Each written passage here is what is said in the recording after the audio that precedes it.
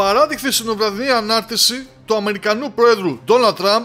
στην πλατφόρμα κοινωνικής δικτύωσης Truth Social, που πραγματοποίησε μετά την ολοκλήρωση της τριμερούς συνάντησης Αζερμπαϊτζάν, Αρμενίας και ΗΠΑ στο Λευκό Οίκο,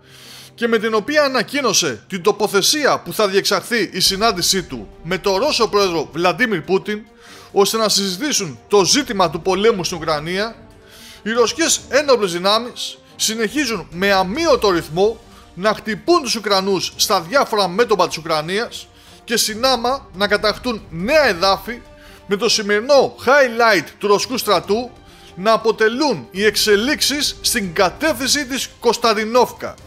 Και αυτό γιατί, ναι μεν μπορεί να γνωρίζαμε εδώ και ημέρες ότι ο οικισμός Γιαμπλόνοβκα είναι στα ρωσικά χέρια, αλλά σήμερα αναδόθηκε η επίσημη ανακοίνωση της κατάληψής του από το Ρωσικό Υπουργείο Άμυνας, και έτσι να μην το θεωρούμε ως μια μεγάλη είδηση, αλλά όμως αυτό που αξιολογούμε από τις διάφορες πληροφορίες που λαμβάνουμε από ρωσικά μέσα ενημέρωσης είναι ότι ο ρωσικός στρατός φαίνεται, για να μην πούμε ότι είμαστε σίγουροι, πως παίρνει θέσεις μάχης, ή καλύτερα να το αποκαλέσουμε θέσεις επίθεσης κατά της Κωνσταντινόφκα.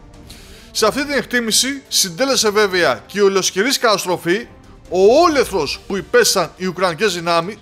και πιο συγκεκριμένα το προσωρινό σημείο ανάπτυξης της ταξιαρχίας εδαφικής άμυνας των ενόπλων δυνάμεων της Ουκρανίας, που βρισκόταν στη βιομηχανική ζώνη στα περίχωρα της Κωνσταντινόφκα, και το οποίο, όπως ανακοίνωσε πριν από λίγα λεπτά το Ρωσικό Υπουργείο Άμυνας, δίνοντας μάλιστα και πλάνα βίντεο στη δημοσιότητα,